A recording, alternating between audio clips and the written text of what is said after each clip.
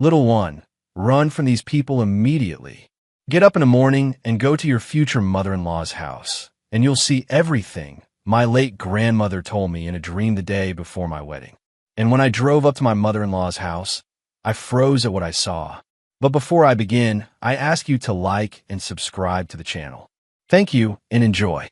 I woke up to the sound of my alarm and reached for my phone. 8 a.m. on a Saturday morning. Outside the window, the June sun was shining. The city was already going about its usual business. I got out of bed and walked to the mirror. 30 years old.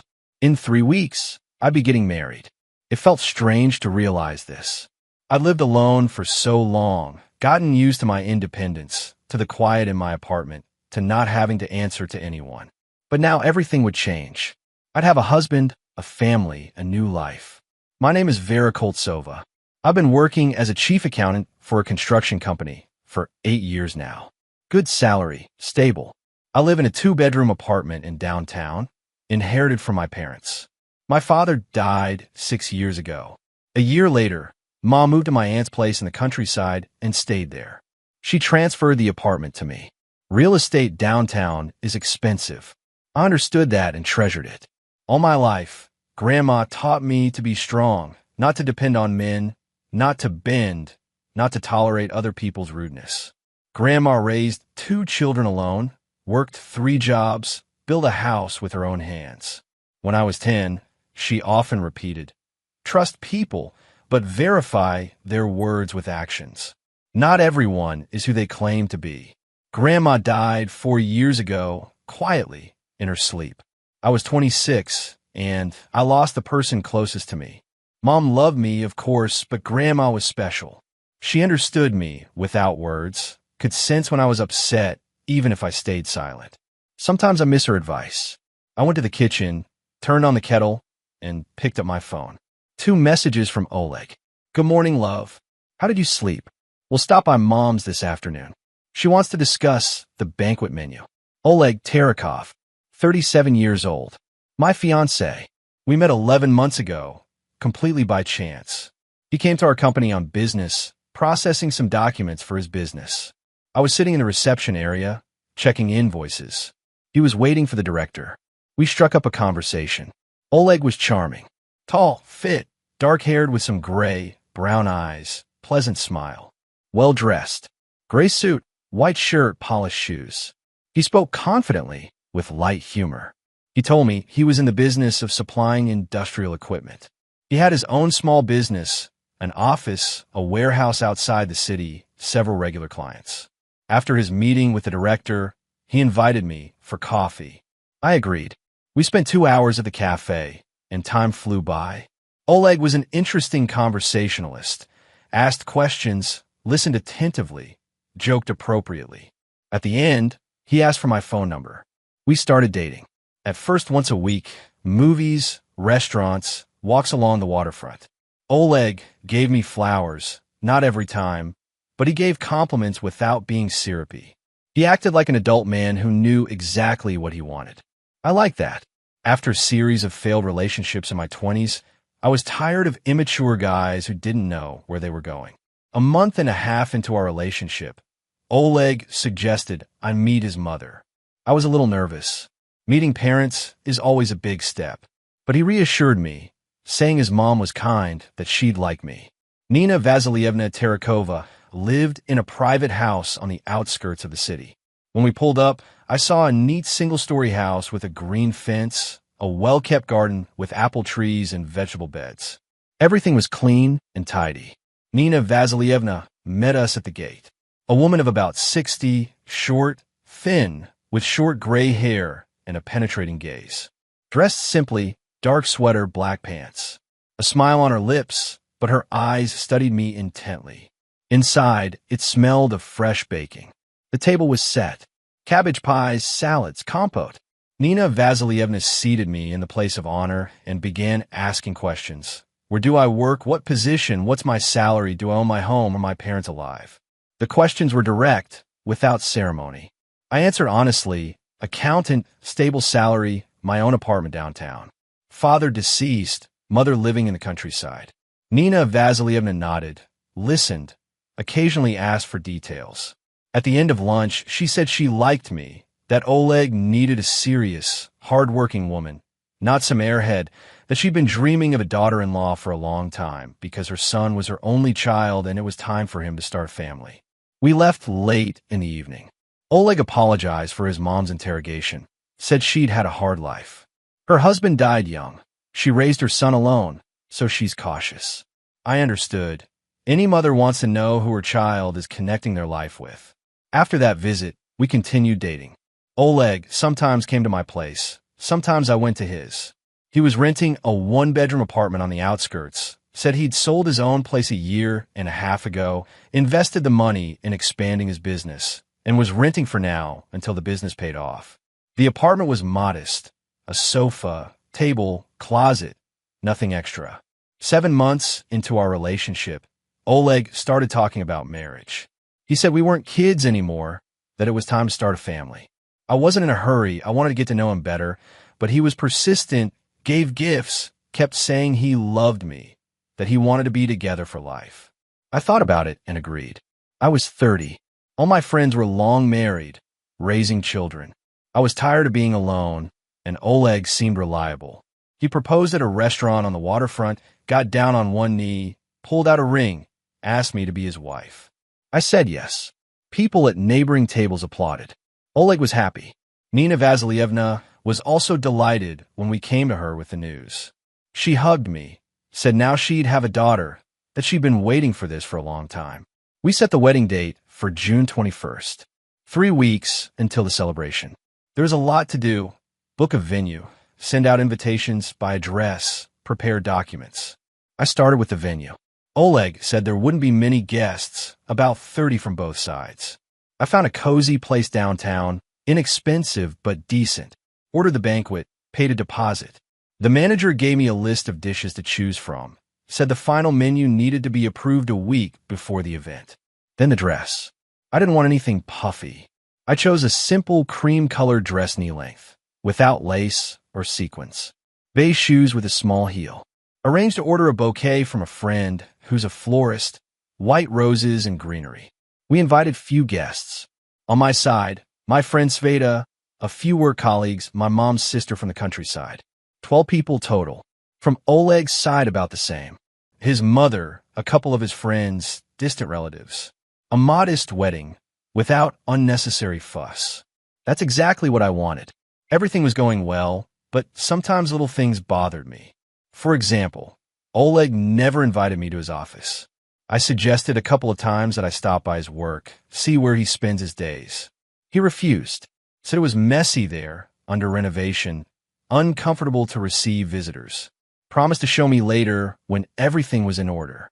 Or his phone. Oleg never left it unattended. Always carried it with him. Even when he went to the shower, he took it with him. When I once asked why, he laughed, said he was waiting for an important call from a client, that in his business you can't miss calls. What also alerted me was that he rarely talked about work. To my questions, he answered in general phrases. Things are going well, clients are happy, orders are coming in. But there were no specifics. Who are these clients? What exactly does he supply? Where's this warehouse? To all this, he answered evasively and quickly changed the subject. But I try not to attach importance to it. Everyone has the right to personal space. Maybe he just doesn't like discussing work at home. Many people do that. Separate personal life from professional. The kettle boiled. I made tea, sat at the table, and opened my to-do list for today. I needed to go to Nina Vasilievna's, discuss the menu, then stop by the cafe, clarify details, meet Sveta in the evening, try on the dress. The phone vibrated. Message from Oleg. I'll pick you up at 11 o'clock. Mom's waiting for us for lunch. I replied briefly. Okay, I'll be ready. Oleg arrived on time. We drove to Nina Vasilievna's house. On the way, he talked about how happy his mom was about the upcoming wedding, how she'd already bought a new dress, how she was planning to bake pies for the banquet. When we arrived, Nina Vasilievna was already waiting on the porch. She hugged me, let us into the house. The table was set again. We sat down, and she immediately started discussing the menu. So, Vera, what do you think about the appetizers? Should we do more fish or meat? I answered, offer my options. Nina Vasilievna listened, nodded, wrote everything down in a notebook. Oleg mostly stayed silent, occasionally inserting a comment. After lunch, Nina Vasilievna suggested we walk around the garden. We went outside. She showed me her beds, talked about which vegetables she grows, how she takes care of them. I listened politely, though I wasn't particularly interested in gardening. When we returned to the house, Nina Vasilievna suddenly said, "Vera, I want to tell you something. Oleg is my only son. I raise him alone. His father died when he was 5. I worked hard to give him an education, help him start his business. He's a good man, but sometimes he makes mistakes. I hope you'll be patient with him." I didn't understand what she was getting at, but I nodded. "Of course, Nina Vasilievna. We all make mistakes." She smiled. "You're a smart girl. I'm glad Oleg chose you." We left in the evening. On the way back, I asked Oleg what his mother meant when she talked about his mistakes. He waved it off. "Oh, that's nothing. She's just worrying. You know how mothers are." I didn't insist, though the conversation left me with an unpleasant aftertaste. That night, I had a strange dream. I was standing in the middle of a room, and around me were people with blurred faces. They reached out to me, trying to grab me, but I kept backing away. And then I heard Grandma's voice, "Vera, be careful. Not everything is as it seems." I woke up in a cold sweat. My heart was pounding. I looked at the clock, 3 a.m. I lay there, unable to fall back asleep, thinking about the dream. What did it mean? Was it just a random nightmare? Or was Grandma trying to warn me about something? Morning came. I got ready for work, had breakfast, left the apartment. The whole day, I felt anxious. Couldn't concentrate on work. Colleagues noticed and asked if everything was okay. I said yes, just tired. In the evening, Oleg called and suggested we meet for dinner. I agreed. We met at a restaurant, ordered food, talked. He was cheerful, made jokes, told me about his day. I tried to relax, but couldn't shake the feeling of unease. When we were leaving, Oleg said, "Vera, I want to ask you something. After the wedding, where will we live? At your place, or should we look for something else?" I was surprised by the question. "Well, at my place. It's bigger, in the center. Why rent when I have a 2-bedroom apartment?" He nodded. "Yeah, that makes sense. I just wanted to clarify." We parted ways. I went home, thinking about his question. Why did he ask? It seemed obvious we'd live at my place. Or did he have other plans? The next day was Sunday. I decided to clean the apartment, do laundry, prepare for the upcoming week. While I was cleaning, I found an old photo album. Started leafing through it. Photos of childhood, parents, Grandma. I stopped at one photo where Grandma and I were standing in the garden. She was hugging me, smiling. I was about 10 years old. I remember that day. We'd been picking apples, and Grandma had told me, "Vera, remember, the most important thing in life is to stay true to yourself. Don't let anyone manipulate you." I sat there, looking at the photo, and tears rolled down my cheeks. I miss Grandma so much. She always knew what to say, how to support me. And now she was gone. The phone rang. It was my mom. "Vera, honey, how are you?" "Fine, Mom. Are you ready for the wedding?" "Almost. Just a few more details." "I'm so happy for you. Oleg seems like a good man." "Yes, Mom. But if something happens, if you have any doubts, don't hesitate. Call me. I'm always here." "I know, Mom. Thanks." We talked for a few more minutes, then hung up. I sat on the couch, thinking, why did everyone keep warning me? First Grandma in the dream, now Mom. Was there something I wasn't seeing? The next evening, I was at home when my friend Sveta called. "Vera, can I come over? I need to talk to you." "Of course, come on over." Sveta arrived half an hour later. We sat in the kitchen, and I made tea. She looked serious. "Vera, I need to tell you something. I've been thinking about it for days, and I can't stay silent." "What is it?" "It's about Oleg. I'm worried about you." "Worried? What?" "Listen, I don't want to upset you right before the wedding, but something doesn't feel right. All these red flags, the office he never shows you, the phone he guards so carefully, the vague answers about his work. It's suspicious. Sveta, a lot of people are private about their work. I know, but there's more. Last week, I was talking to my colleague Marina. She used to work in real estate. I mentioned Oleg's name casually, and her face changed. She said she knew him. So, Vera, She said he was involved in some shady dealings a few years ago. Real estate fraud. She couldn't give me details, said it was all rumors, but she warned me to be careful. I felt my stomach tighten. Real estate fraud? Yes. I'm not saying it's true, but don't you think you should check? Before you marry him. How do I check? Hire a private investigator. Or at least do some digging online. Search his name, look for court records, anything. Sveta, we're getting married in less than 3 weeks. I've already paid for the venue, invited guests. I know, and if I'm wrong, you'll have a beautiful wedding and I'll apologize. But if I'm right, Vera, you could lose everything. Your apartment, your savings, your life. I sat there, processing her words. Part of me wanted to dismiss it all as paranoia. But another part, the part that remembered Grandma's warnings, couldn't ignore it. Okay, I said finally. I'll look into it, but discreetly. I don't want Oleg to know. Good. And if you need help, I'm here. After Sveta left, I sat at my computer and started searching. I typed Oleg Terekov into the search engine. Several profiles came up, but none seemed to be him. I tried adding our city name. Nothing concrete. Then I tried searching court records. The website was complicated, but I managed to navigate it. I entered his name and date of birth. The search came back with one result, a civil case from 3 years ago. I clicked on it. The plaintiff's name was Larissa Sokolova. The case involved property dispute.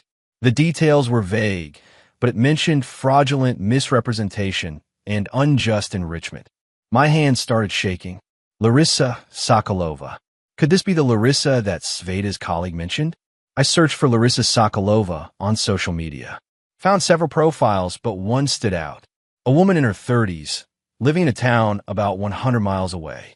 Her profile was mostly private, but I could see a few photos. In one, she was standing in front of a small house, looking tired. I sent her a friend request and a message. Hello, my name is Vera. I'm engaged to Oleg Terekov. I found her name in a court case from 3 years ago. Can we talk?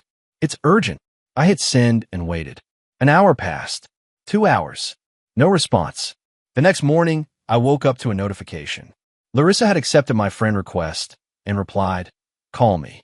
Here's my number." My heart racing, I dialed the number. She answered on the second ring. Vera, yes. Thank you for responding. You're engaged to Oleg Terekov? Yes. We're supposed to get married in 2.5 weeks. Silence. Then don't do it. Cancel the wedding. Run as far as you can from that man. Why? What happened? He ruined my life. Completely ruined it. Can you meet in person? This isn't something I can explain over the phone. When? Today, if you can. I'll drive to meet you halfway. We arranged to meet at a cafe in a small town between our cities. I called in sick to work and drove there. Larissa was already waiting when I arrived. She looked exhausted, dark circles under her eyes, thin, dressed in worn jeans and a faded sweater. We sat at a quiet corner table. She ordered coffee but didn't touch it. So, she began, "You want to know about Oleg?" "Yes. Please, tell me everything." She took a deep breath. "I met him 4 years ago. I was working as a teacher, living alone in a small apartment my parents had left me. He appeared in my life like a dream come true. Handsome, charming, successful businessman. We dated for 6 months, and it was wonderful. He proposed, and I said yes without hesitation. What happened after you got married? At first, everything seemed fine. We lived in my apartment. He said his place was being renovated. Then about 2 months after the wedding, he started talking about buying a bigger place. Said he'd found the perfect house, but he needed cash for the down payment. He asked me to sell my apartment and give him the money. Said he'd handle the purchase, that he knew the real estate market better than I did. And you did it. I trusted him. He was my husband. I sold the apartment, gave him the money, about $120,000. He said he'd finalize the purchase within a month. But he didn't. No. A month passed, 2 months. Every time I asked, he had an excuse. The paperwork was delayed, the seller was being difficult, there were legal complications. I started getting suspicious, asked to see documents. He always had a reason why he couldn't show me anything yet. When did you realize you'd been scammed? After 3 months. I came home one day and he was gone. All his things, his clothes, everything. He'd vanished. I tried calling. His phone was disconnected. I went to his mother's house. Nina Vasilievna?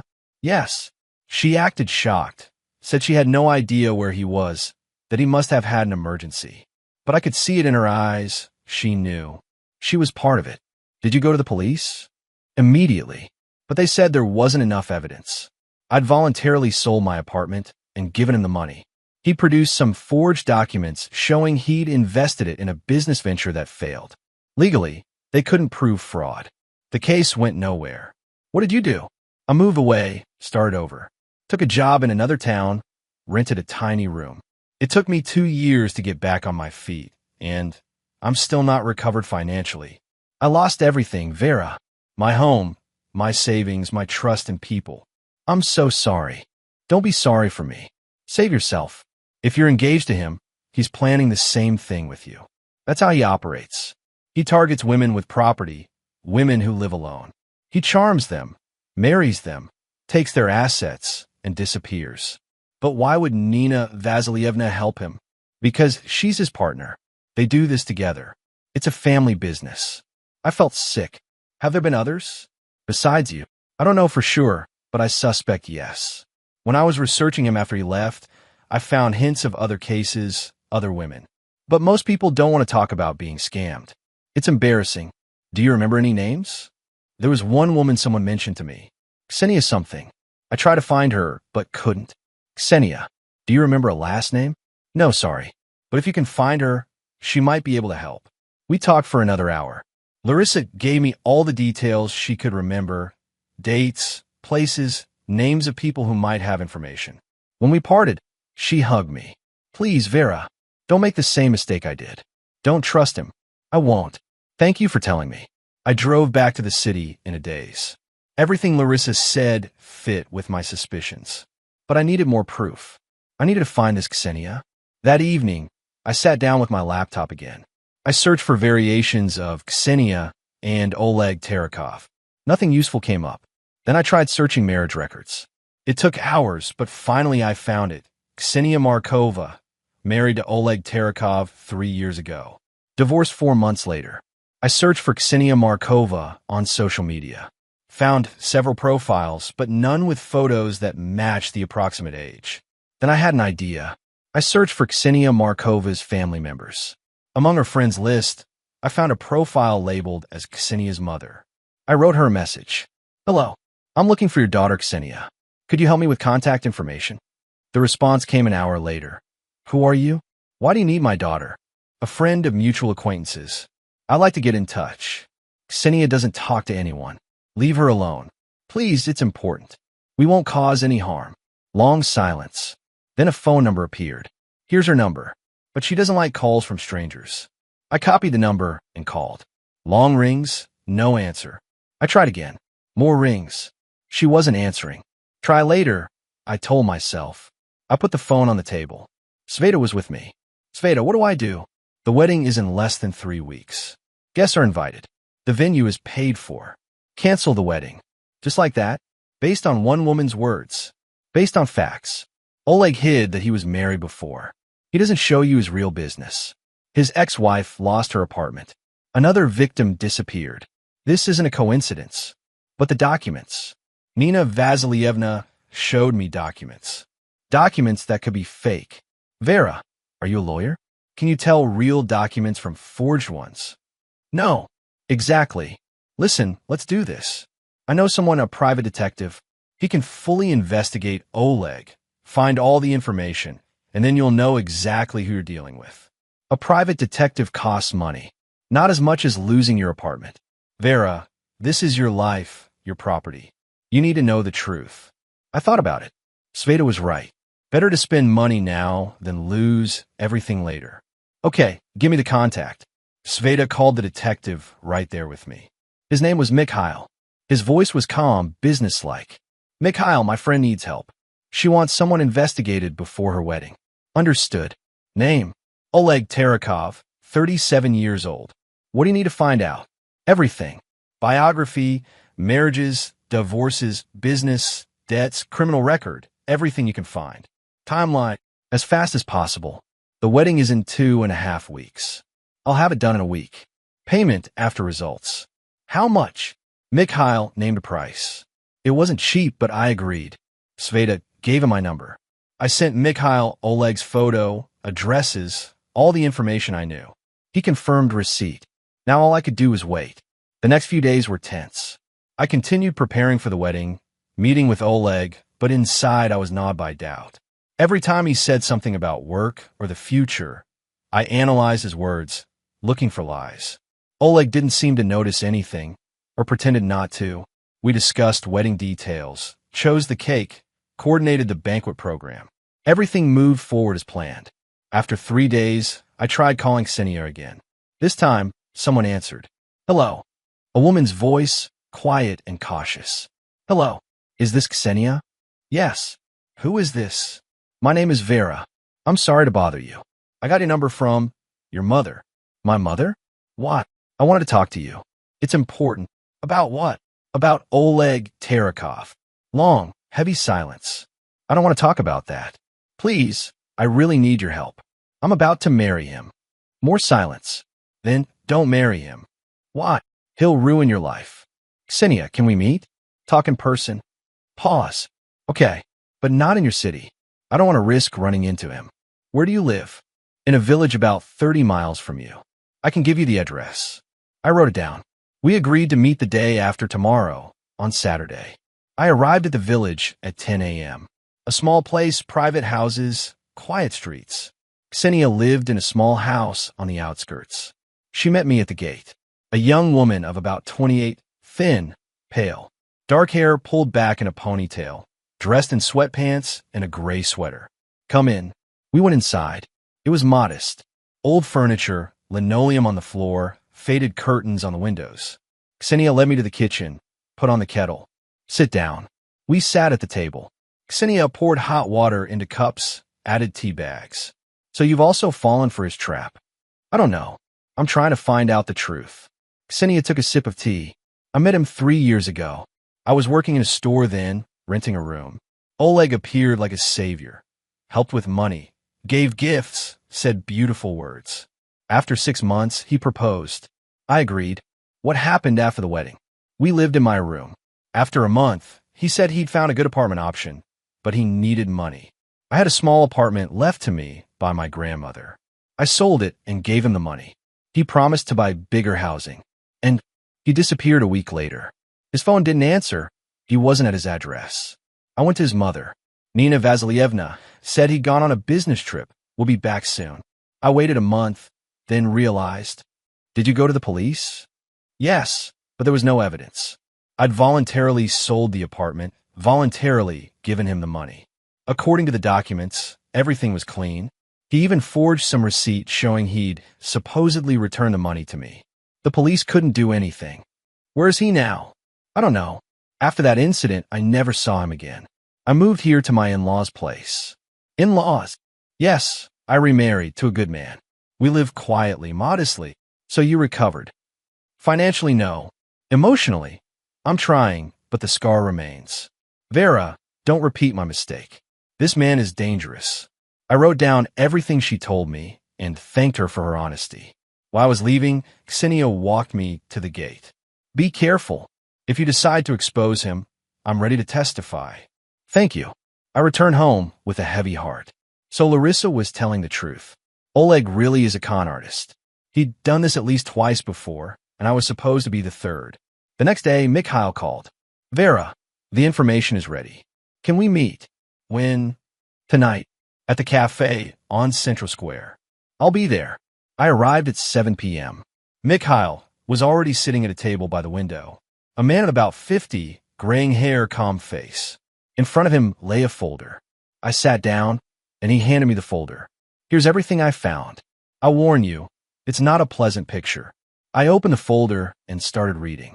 Oleg Terekov, 37 years old. 2 official marriages. First marriage to Ksenia, 3 years ago. Divorce after 4 months. Second marriage to Larissa, 2 years ago. Divorce after 3 months. Both marriages ended after the wives sold their property. Next came a list of debts. Loans from 4 banks totaling over $1 million. Missed payments, collection proceedings. Oleg owed everyone then information about his business. The company Techno Service wasn't registered. The sole proprietorship in Tarakov's name was closed a year ago due to debts. Officially, he hasn't worked anywhere for the past 2 years. I flipped through further. Photos of Oleg with different women, young, attractive. Captions, Marina, Tatiana, Natalia. All photos from recent months. These are his new targets. Mikhail nodded. Right now, in parallel with you, he's dating at least 2 other women. One lives in a neighboring city, the other here. Inside me, everything boiled. So I was just one of many. Who are they? Mikhail pulled out another photo. A woman of about 30, tall, blonde. This is Daria. She works as a realtor. She and Oleg have been together for over a year. She helps him find victims. Ow! Through real estate databases, she can see who owns apartments. Oleg chooses single women, meets them, gains their trust. So, this is a professional scheme. Yes, Oleg and Daria work together, possibly with his mother's participation. Nina Vasilievna is also aware. I closed the folder. Everything became clear. I was another victim of a well-oiled scheme. Mikhail, thank you for your work. You're welcome. Vera, my advice, go to the police. With these materials, they can open a case. I'll do that. I left the cafe and got in my car. My hands were shaking. Inside, rage boiled. How dare he? How dare he deceive me? I took out my phone and called Sveta. Sveta, you were right. He's a con artist. I have all the evidence. What are you going to do? Cancel the wedding today. Good. Want you to come over? No, I'll handle it. Thanks. I drove home. On the way, I thought about how to have the conversation with Oleg, what to say, how to explain. At home, I sent him a message. Come over. We need to talk. He replied quickly. I'll be there in an hour. I spent that hour pacing around the apartment. Inside me, emotions raged, fury, hurt, disappointment. But I kept myself together. I wouldn't throw a tantrum. I'd just tell him everything as it is and ask him to leave. Oleg arrived exactly an hour later, walked into the apartment with a smile. Hi, love. What did you want to discuss? I stood in the middle of the living room, arms crossed. Sit down. He sat on the couch, still smiling. Oleg, I know everything. The smile didn't slip from his face. What do you know? About Ksenia, about Larissa, about Daria, about the debts, about the fact that you don't have a business. Silence. He looked at me without blinking. The smile froze. I had you investigated. Hired a detective. He found everything. Oleg stood up. Vera, this is a misunderstanding. Let me explain. No, there's nothing to explain. You're a con artist. You wanted to marry me to take my apartment, just like you did with Ksenia and Larissa. His face changed. The smile disappeared, his eyes turned cold. So you were spying on me.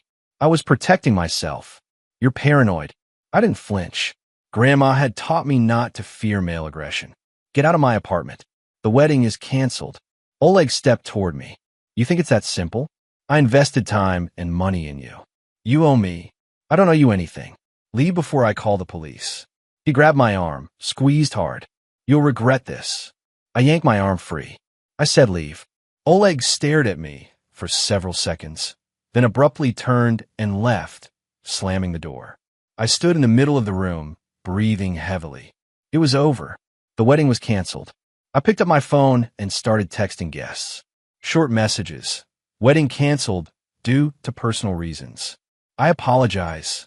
Friends immediately started calling, asking what happened. I answered briefly. Unpleasant circumstances came to light. I'll explain later.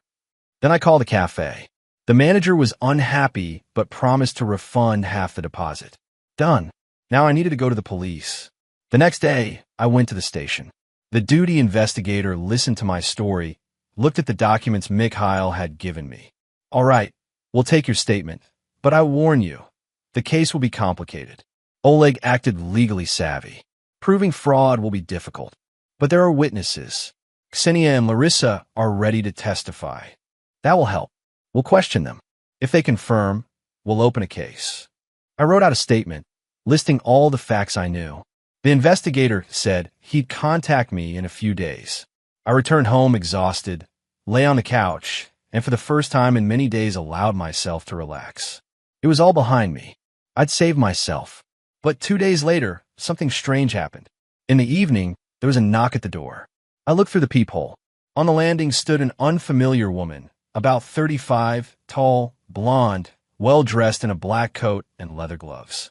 I opened the door on the chain. Yes. Vera Koltsova? Yes. Who are you? The woman smiled.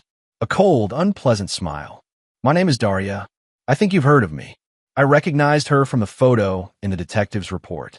Oleg's mistress. What do you want? To talk. May I come in? No. Talk here. Daria shrugged. As you wish. Vera, you made a mistake. Oleg is very upset. He invested a lot in you, and you betrayed him. He's the one who deceived me. Deceived? He loved you, wanted to start a family. He wanted to take my apartment. Daria smirked. And so what now? You think you've won? Vera, you're a naive woman. Oleg won't give up that easily. He knows how to deal with you. And your apartment will become his anyway. Is that a threat? No. A warning. I slammed the door. My heart was pounding. What did she mean? I called the investigator and told him about Daria's visit. He said he'd call her in for questioning. But the next day, something worse happened. I came home from work and found the lock on the front door broken. The door was slightly open. I pushed it and went in. The apartment was trashed. Things scattered everywhere, cabinets open, documents lying on the floor. Someone had been searching for something. I took out my phone and called the police. They arrived in 20 minutes, examined the apartment, filed a report. Nothing was stolen, the officer said. But they were clearly looking for something specific. What were they looking for? I asked. I don't know. Maybe documents. The apartment deeds. They were in a safe in the closet. I checked. The safe was intact, not opened. They hadn't found anything. The safe is intact. So this was intimidation, the officer said. He advised me to change the locks and install an alarm system. I did just that. That same evening, I called a locksmith, changed the locks, ordered an alarm installation. Sveta came to spend the night. Said she wouldn't leave me alone. We sat in the kitchen drinking tea. Vera, they're serious. Oleg and his mother are dangerous. You need to be careful. I know, but I won't back down. Let the police find them. What if they don't? They will. I have evidence. I have witnesses. The next day, the investigator called me in. He said he questioned Ksenia and Larissa. Both confirmed my statements. Now the case would be sent to court. Good. Have you found Oleg? Not yet. He's gone into hiding, but we're looking. And Daria? We questioned her. She denies everything. Says she's just Oleg's acquaintance. Doesn't know anything about his dealings. But I have photos of them together. That's not proof of a crime. For now, we can only charge Oleg. What about his mother? We questioned Nina Vasilievna too. She says she didn't know anything, that her son deceived her too. That's a lie. Possibly, but it's hard to prove. I left the station with a heavy feeling. So Nina Vasilievna and Daria would go unpunished. Another week passed. Oleg still hadn't been found. I continued living my normal life. Work, home, meetings with Sveta, but inside lived a fear. What if he comes back? What if he tries to take revenge? Then one evening, as I was returning from work, I noticed something strange. A car was following me. Black, tinted windows, keeping its distance. I turned right, it turned too. I sped up, so did it. I took out my phone and called Sveta. Sveta, I'm being followed. Where are you? Driving home. There's a car behind me. Won't back off. Drive to the police station. Right now. I turned around and headed to the station. The car continued following me. When I pulled up at the police building, it suddenly veered off and drove away. I went into the station and told the duty officer. He wrote down the license plate number I'd managed to remember and promised to check it. The next day, the investigator called. Vera, the car is registered to Daria. We called her in for questioning. She says she was going about her business. Wasn't following you. That's a lie. She was deliberately following me. Prove it. How do I prove it? Cameras, witnesses. For now, it's your word against hers. I hung up. So they were continuing to pressure me, intimidate me. Sveta advised me to move in with her temporarily. I refused. I won't run from my own home. This is my apartment, my life. But I became more careful. Always looked around, checked for surveillance. Didn't open the door to strangers, kept my phone always at hand. A few more days passed. Life was gradually returning to its normal rhythm. Work, home, occasional meetings with friends. There would be no wedding. Oleg was gone.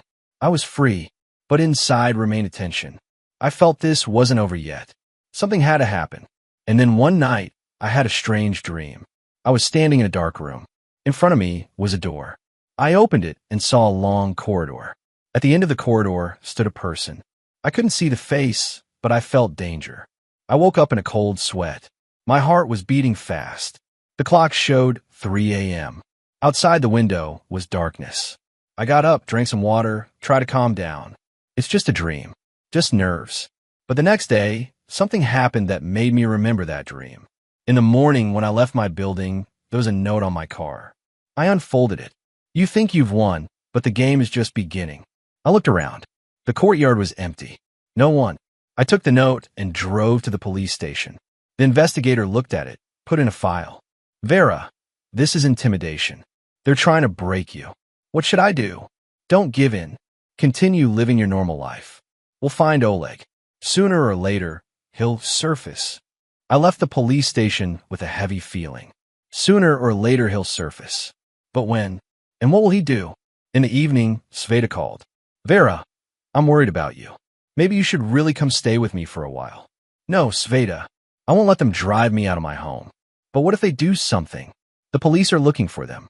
They'll find them. And if they don't, they will. I have to believe that.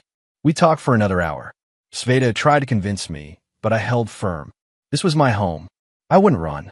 But that night, I couldn't sleep. I lay in bed, staring at the ceiling, thinking, what if Oleg really does come back? What if he tries something? I had an alarm system, new locks, but would that be enough? At 3 in the morning, I got up and went to the kitchen.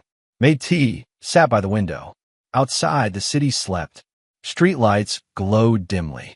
Somewhere in the distance, a dog barked. And suddenly I heard Grandma's voice. Not in a dream, clearly, as if she were standing next to me. Vera, don't be afraid. You're stronger than you think. Trust yourself. I looked around.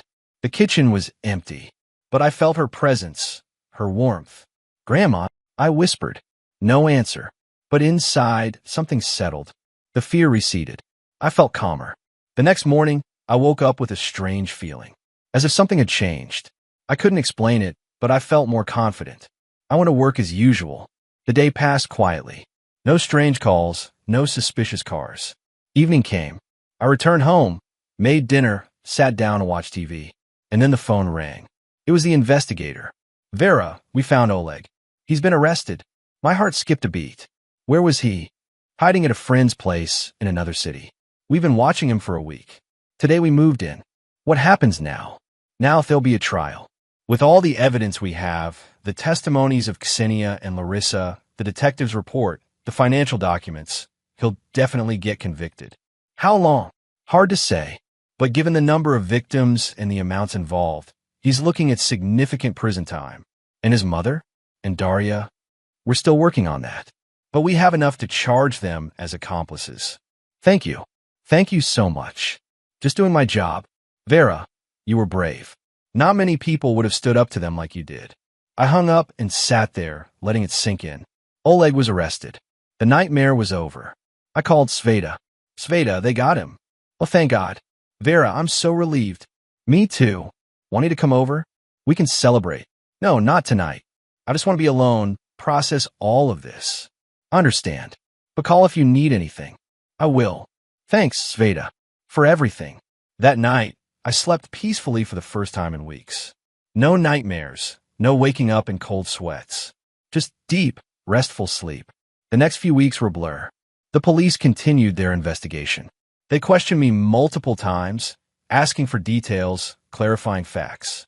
Ksenia and Larissa came to the city to give additional testimony. I met with both of them. We sat in a cafe, 3 women who'd all been targeted by the same con artist. I'm glad we found each other, Larissa said. For years, I felt so alone, so stupid for falling for his tricks. Me too, Ksenia added. I blamed myself. Thought I should have seen the signs. We all should have, I said. But he was good at what he did. Professional. The important thing, Larissa said, is that we're stopping him now. He won't be able to do this to anyone else. We agreed to stay in touch, to support each other through the trial. The trial itself lasted 3 months. I attended every session, sitting in a gallery, watching Oleg. He looked different, thinner, paler, the charming smile gone. Sometimes he'd glance at me, and I'd see hatred in his eyes. But I didn't look away. I wanted him to know I wasn't afraid anymore. Nina Vasilievna was also on trial. She cried often, claimed she didn't know what her son was doing. But the evidence against her was strong. Financial transactions, text messages, testimony from Daria, who'd eventually agreed to cooperate in exchange for a lighter sentence. In the end, the verdict came. Oleg Terekov, 6 years in prison for fraud and conspiracy. Nina Vasilievna Terekova, 4 years in prison for aiding and abetting fraud. Daria Volkova, 2 years suspended sentence for her cooperation with investigators. When the judge read the verdict, I felt nothing. No joy, no satisfaction, just emptiness. Justice had been served, but it didn't erase what had happened. It didn't give back the months I'd lost, the trust that had been broken. I left the courthouse and walked to my car. Sveta was waiting for me. How are you feeling? I don't know. Empty. That's normal. It'll take time to process everything. I know. We drove to my apartment.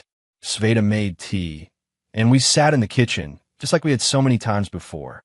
So what now? She asked. What's next for you? I don't know. I just want to go back to my normal life. Work, home, maybe travel a bit. What about dating?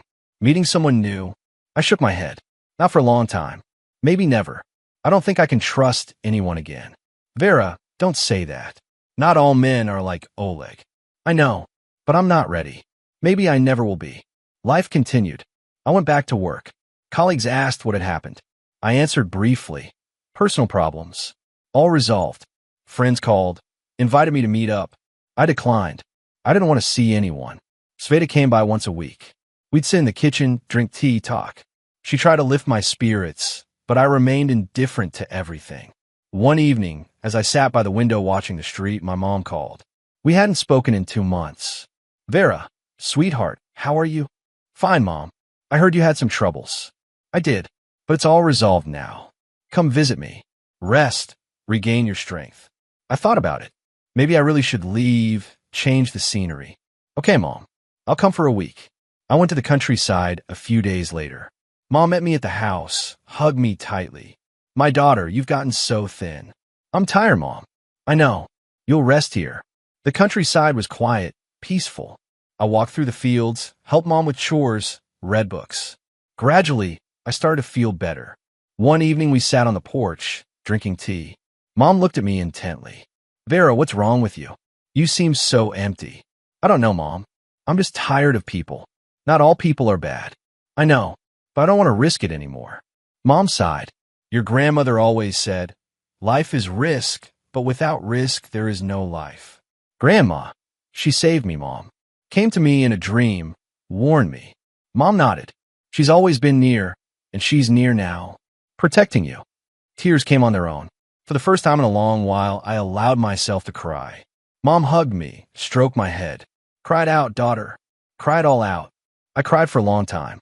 All the accumulated emotions, fears, hurts poured out. When I calmed down, Mom said, life goes on, Vera. You're young, healthy.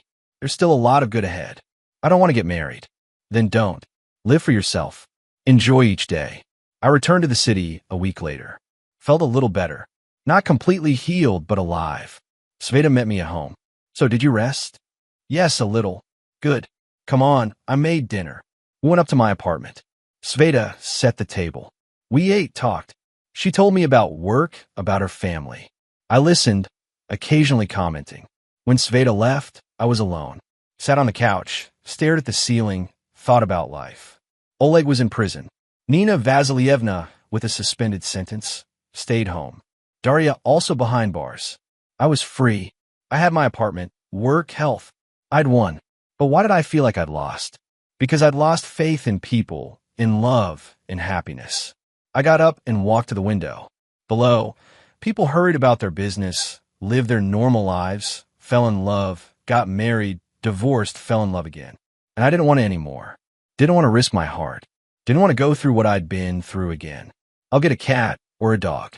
Work, save money, take vacations. Alone, calm, safe. But inside, something clenched. Is this what I wanted from life? No. I wanted a family, children, love. But now everything had changed. 6 months later, life had fallen into its usual routine. Work, home, occasional meetings with friends. I bought a cat, named her Marquise. She was ginger, fluffy, affectionate. I wasn't as lonely with her. Sveta sometimes hinted that it was time for me to start dating men again. I brush her off. I don't want to. I'm fine as is. But it was a lie. I wasn't fine. I was just afraid. One day, I ran into Larissa by chance at the store. We chatted. How are you, Larissa? Good. I got remarried to a good man. We live quietly, peacefully. Congratulations. And you, Vera? I'm alone. Alone? What? I don't want to risk it. Larissa looked at me sadly. Vera, not all men are like Oleg. They're good people. I know, but I'm afraid. I understand. I was afraid too. But then I met him and realized that life without love isn't life. Maybe. We said goodbye. I walked home thinking about her words. Life without love isn't life. But I wasn't ready to open up again. A year passed after the trial. I still lived alone. Worked, came home, fed the cat, watched TV shows. On weekends, I cleaned the apartment, went to the store, sometimes met with Sveta. One evening, my mom called. Vera, how are you? Fine, Mom. Daughter, I'm worried about you. You're all alone. That's not right. I'm fine as is. No, you're not fine. I can hear it in your voice. You're unhappy. Mom, I don't want to talk about this. Vera, listen to me. Your grandmother saved you not so you'd shut yourself off from the world. She wanted you to live a full life. I am living. No, you're existing. It's not the same thing. I hung up. Mom was right. I was existing but not living. But what to do? How to learn to trust again? I didn't know the answer. Another 6 months passed. One day at work, my colleague Svetlana approached me. We weren't close, but we sometimes talked. Vera, I have a favor to ask. I'm listening. I have a friend, a good man, works as an architect. Recently divorced, looking for someone to date. Maybe you could meet. I wanted to refuse, but Svetlana looked at me with such hope that I couldn't. Okay, let's try. A week later, we met at a cafe. His name was Andrew, a man in his 40s, tall with kind eyes. We talked for over an hour. He was calm, thoughtful, with a subtle sense of humor. When we were saying goodbye, he asked, maybe we could meet again? Pause. Inside, fear and hope battled. Then I nodded. Okay. We started meeting once a week, then more often. Andrew was patient, didn't rush, didn't pressure. He was just there.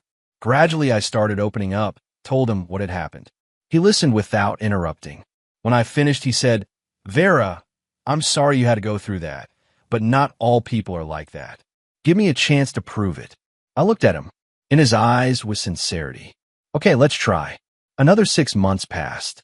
Andrew really turned out to be a good man. He didn't demand, didn't manipulate, didn't deceive. He was just there. I started to feel again, to trust, to love. But the fear didn't go away completely. I still checked, analyzed, looked for a catch. Andrew understood, wasn't offended, waited. One evening we were sitting at my place, drinking tea. Andrew looked at me seriously. Vera, I want to ask, are you ready for a serious relationship? I don't know, Andrew. I'm afraid. I understand. But I'm not Oleg. I won't hurt you. How can I know? He took my hand. You don't know, just like I don't know that you won't hurt me. But we can try. Together. I looked at him. Yes, he was right. Life is risk, but without risk, there is no life. Okay, let's try. And for the first time in a long while, I smiled for real. But the ending of my story won't be a fairy tale, because life isn't a fairy tale. Andrew turned out to be a good man, but it didn't work out for us. After a year, we parted peacefully, amicably. We just realized we weren't right for each other. I was alone again, but now I wasn't as scared. I understood that I could cope, that life goes on no matter what. Oleg is serving his sentence. Sometimes I think about him. Not with anger, just think. What is he doing there? What is he thinking about? Nina Vasilievna died 2 years after the trial. Her heart couldn't take it. I felt a little sorry for her, but only a little. Daria was released after 4 years, moved to another city. I haven't heard about her since. Ksenia and Larissa are living their lives. We sometimes message each other. They're happy. Ksenia had a baby, Larissa too. Irina got a good job, is saving for her own apartment. And I'm still alone. I'm 31 years old. I work, live in my apartment. I have a cat. Sometimes I go on dates, but nothing serious. Maybe someday I'll meet the one, or maybe I won't. But it doesn't matter. The main thing is, I'm living, really living. Not afraid, not hiding. Grandma saved me not, so I just exist. She wanted me to live a full life. And I tried to, every day. Sometimes at night, I dream of Grandma. She stands next to my bed and smiles. I wake up with a feeling of peace. She's near, always near, protecting me. And I know everything will be okay, sooner or later. But there won't be a fairy tale. There will be life, real, complex, unpredictable. And I'm ready for it.